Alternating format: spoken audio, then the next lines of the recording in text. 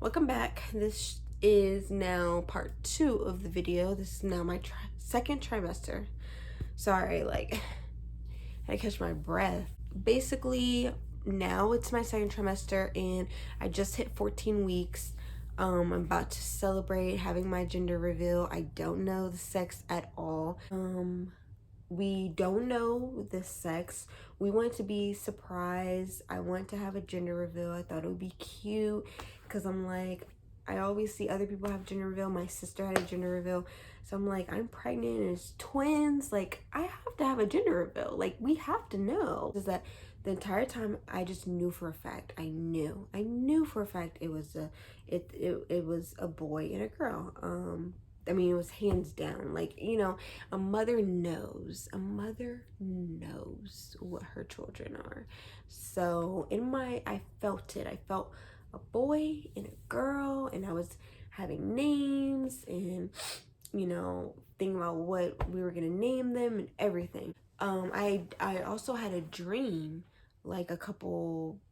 probably a few nights before the gender reveal, and I had a dream that I seen the babies, and they were they had to be maybe about 2 months old or whatever, but the baby girl was asleep and she was next to my boyfriend, and then I was changing the baby boy and I held him up and I could see his face, and I'm like, oh my gosh, and because his clothes were blue and hers pink.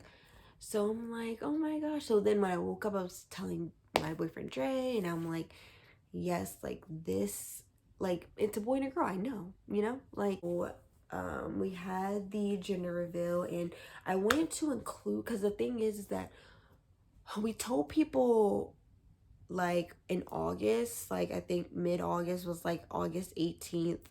And then, we told both sides of my family, my mom's side and my dad's side, when I went to North Carolina. We told them in person, and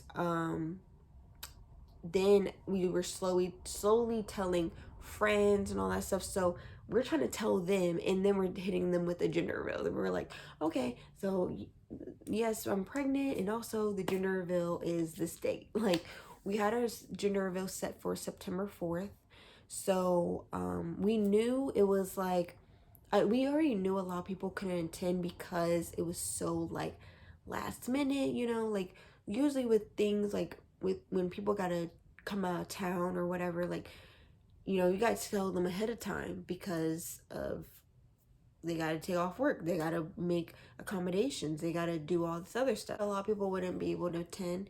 However, we I decided, I was like, you know what, with all this technology, let's just have a virtual gender reveal as well. So we could still have our actual gender reveal for the people who can come, and then we'll have a virtual one. So therefore, we'll invite people, and then for the people that are attending virtually, they'll just we're just gonna have the gender reveal at a certain time. So that way everyone in person and everyone online can watch what the gender is at the same exact time, and nobody has to feel oh man, I'm gonna find out later, whatever. No, you got a phone, you got laptops, let's make it work. So basically, I'll just insert the video here, and you can also find the behind the scenes everything at my best friend's YouTube channel at Ronnie Smooth. Basically, we had the gender reveal. It was 2 girls. So I was so wrong. I thought it was a boy and a girl. I just knew it was a boy and a girl. Nobody could tell me anything. I'm like, it's a boy and a girl. And the thing is that I was telling my sister, people kept asking me, what do you think it is? What do you think it is? I'm like, it's a boy and a girl. And the only people that knew about the gender, my sister, and then one of my friends. But one of my friends couldn't make it, so I had to tell my sister kind of last minute about it. But she's a trooper. She got it done. Like, I'm talking about, even in the video, you can see how she has 2 question marks built out of balloons, and 2 black balloons with the confetti and the smoke in it, and she worked so hard on that. So I really appreciate her for coming through with that. But yeah, so she was the only person that basically knew at the party. I just love these. They're just so cute. My little babies. Yeah, we're having 2 baby girls. I was so, like, the thing is that at the end of the day, I was just thankful that I was pregnant. Then I was thankful that you know, I'm not just only having 1 baby, I'm having 2. That's like double the blessings. I believe God makes no mistakes. You know, he'll give you what he feels like is best fit for you in your life. You know, like, he would never give you something that he knew that you couldn't handle. So he knows that me and Dre are very strong people. We think alike, very family oriented.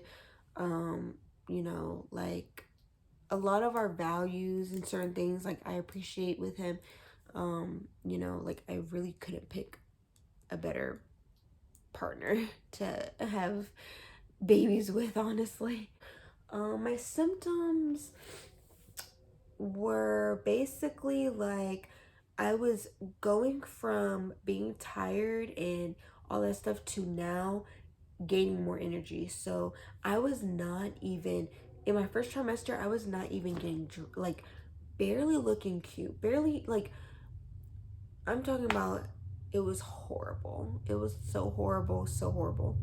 But my second trimester, I was like, kind of like starting to want to kind of look nice, you know, or just look like I took a shower, you know, like, even though I do take showers, but I wasn't like even dressing up a lot, like sweater, like, you know, having nice sweaters or whatever, just wearing sweats all the time, just feeling like really not confident about myself, because a lot of times I like to look glamorous when I go out, or I love doing makeup. Like, it's just a way of creativity. I would even question myself and, you know, wondering, okay, well, I'm gonna be pregnant for 9 months. Like, will my boyfriend even want to still be with me? You know, am I pretty? Am I still, you know, the one? And it was just a lot playing in my head like that. We also stopped being intimate. Being intimate, like, was getting uncomfortable to me, physically, emotionally. I just kind of wanted my body, like, it was to the point that I didn't want to be really touched. But it was also getting harder physically, and I wasn't enjoying it at all. And you know, it that also did a lot on our relationship as well. um Even by now, I was just trying to get, like, thinking in my head, like, okay, well, we gotta move, because we're in a 1 bedroom, 1 bath. We got 2 cats. Like, there is, like, where we're gonna put the babies. You know, we gotta move. We gotta I gotta get a job. You know, I was thinking all this stuff. Sorry, I'm so tired. I don't know if I'll even be able to get through the next trimester, but whew, I'm so tired. I'm sorry. I'm just trying to get relaxed. But basically, but I started to feel more energetic. I started to feel like, you know, and even when I start to feel like, okay, let me do my eyebrows today. Let me just put on some lashes. You know, try and look nice.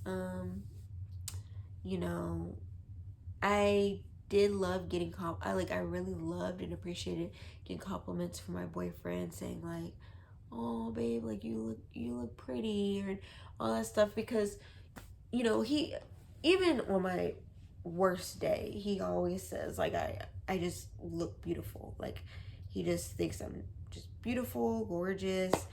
And to me, I just be feeling very like down about my looks sometimes. But however, the most beautiful I feel is when I'm about to take a shower, and you know, I just look at myself in the mirror. And you know, the thing is just weird, because before I would look at myself in the mirror and always look at imperfections, like, oh, like my butt isn't big enough, or my boobs are little, and oh, like, you know, little things like that. Or I'm gonna go to the gym tomorrow and work on my abs, like stuff like that. But like, wow, I'm pregnant. I love looking. I just take a minute as the shower water is running and getting warm or whatever. I always just take a minute in the mirror and just look at myself and be like, wow, like it's just like you're just really beautiful, Amber. Like that's how I feel, because just seeing each time my stomach get bigger and bigger and bigger, and I have two babies in there, um, it's just beautiful. Like the whole process is just, it's just beautiful. It's breathtaking. So I also experienced loneliness in my second trimester. I felt like a lot of things I used to do, like going out with my friends, going to the bar, going to the club, drinking, whatever, like it was like really kind of affecting me, because I felt like all I had was my boyfriend. All I had was him. And he, you know, he's my best friend, of course.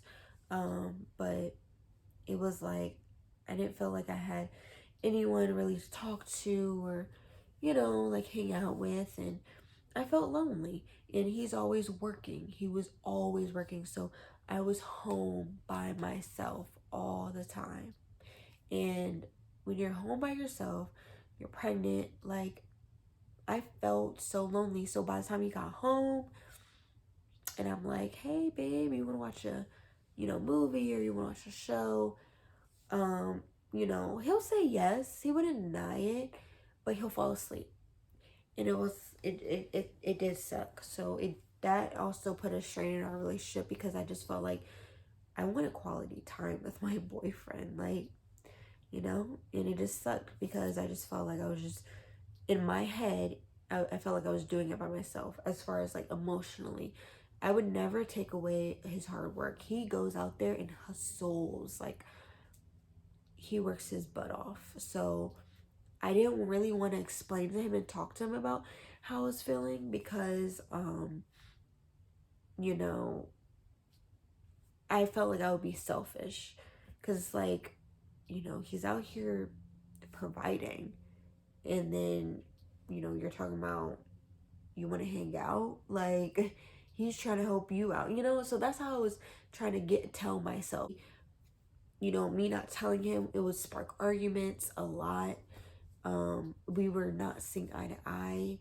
I just felt like I could have talked and talked to him more about what my feelings, instead of just popping off, because it would just be more so like just building up, and me just pop off and spaz out and just be upset and cry. And I was going through so many emotions.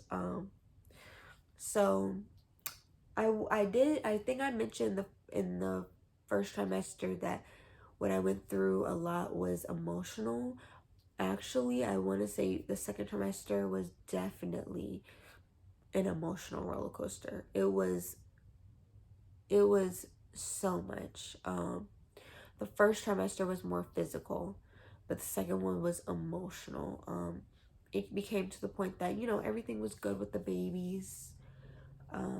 Then I had to go see a high risk doctor.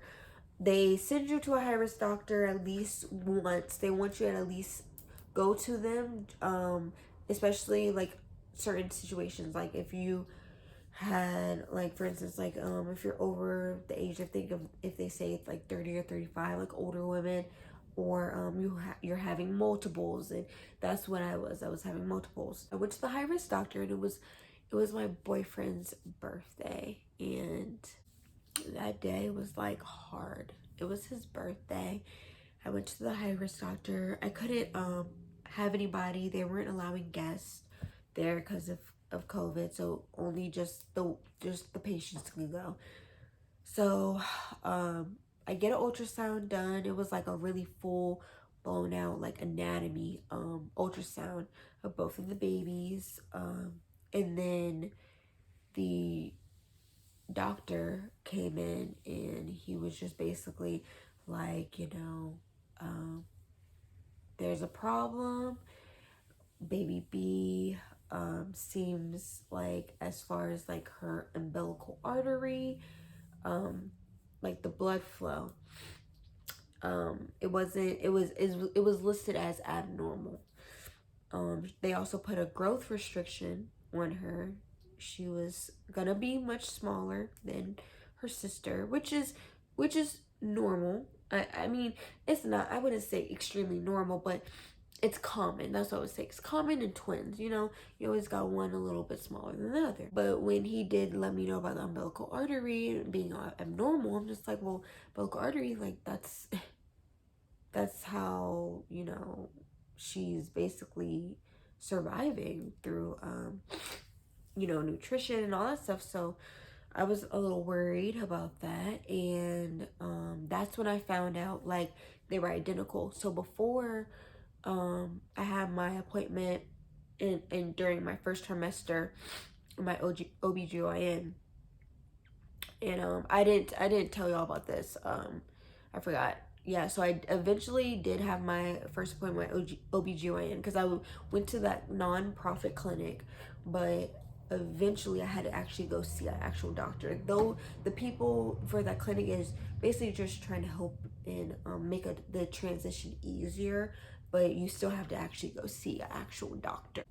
The so when I was going to all these appointments this entire time, and I was getting ultrasounds from them, they had told me that most likely they'll be fraternal. They told me that there is a small chance that they could be identical, but that's rare. They have 2 amniotic sacs. They have 2 placentas. That's what we were told. That's what they even shown on the screen. So when I went to my doctor, my high risk doctor now, he was telling me that, basically you're having identical twins, and yes, they have separate amniotic sacs, but they share one placenta. So he was also saying, because of like how the symptoms are of the of baby B and everything, he was basically saying that I could be at risk at having what is called twin-to-twin transfusion syndrome.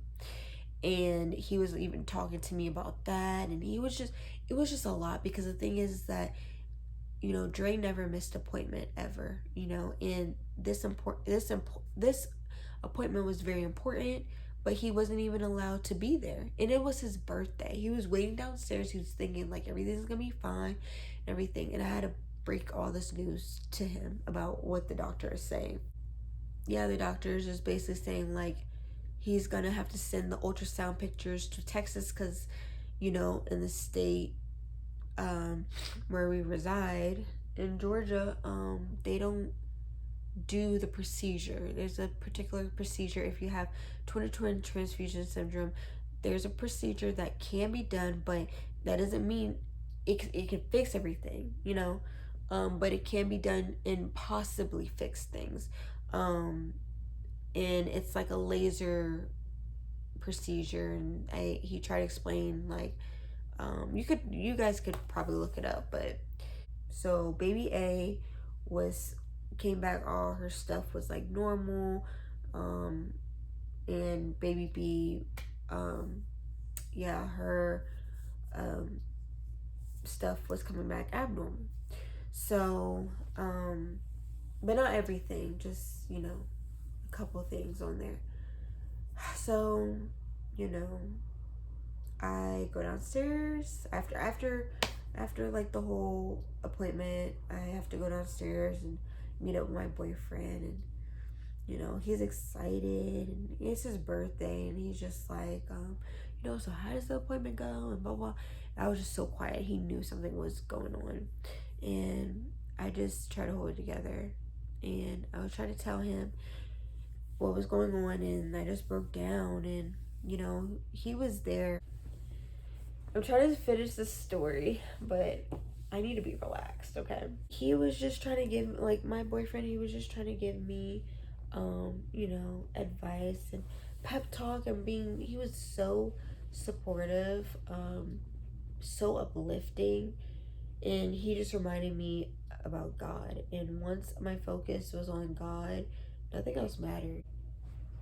God put these babies in me, and um made us parents for a reason. And to these two babies, not just one, we have this child for a reason, and or these children for a reason, but we also have this particular child, baby B, who is going through some things, and he knew that our type of faith and how we are, and just our high hopes, and um, just knowing that everything is going to be okay, it's just a little hiccup, but everything will be fine.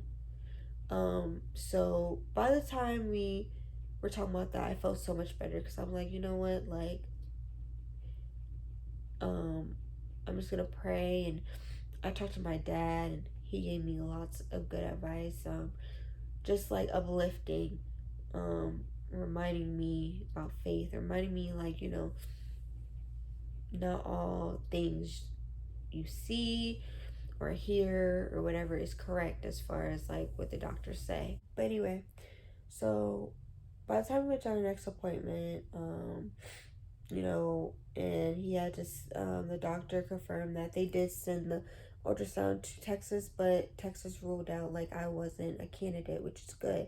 Therefore, like, I don't have any symptoms showing that the babies have 2020 transfusion, but they're still monitoring it. So that's basically that's where we're at. So I'm seeing the doctor. I've been seeing this doctor twice a week, since October 22nd. So it's now December, and yeah, I see them twice a week, and then I see my OBGYN once a month. Um, but I'm sure soon that will change. I'm assuming that I'm supposed to be seeing him more often, probably in January. But yeah, so they're just making sure that both babies are fine. Both babies are good, and this is the only way to monitor both of them.